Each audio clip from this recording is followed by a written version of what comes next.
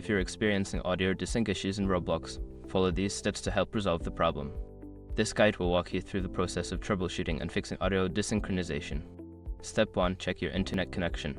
Ensure that your internet connection is stable and strong. A weak connection can cause audio and video to become out of sync. Try resetting your router or switching to a wired connection if possible. Step 2. Update Roblox. Make sure you are using the latest version of Roblox. Outdated software can lead to various issues, including audio desync. Check for updates in the Roblox app or reinstall the application if necessary. Step 3. Adjust audio settings. Open the Roblox settings menu and navigate to the audio settings. Adjust the volume levels and toggle any audio-related options to see if this resolves the desync issue. Sometimes resetting these settings to default can help. Step 4. Clear cache. Clearing the cache can help resolve performance issues. Go to your device settings, find the Roblox app and clear its cache. Restart the app afterward to see if the audio sync improves. Step 5. Reinstall Roblox.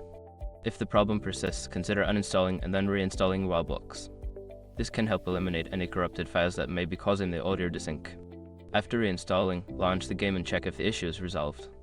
By following these steps, you should be able to address the audio desync issues in Roblox.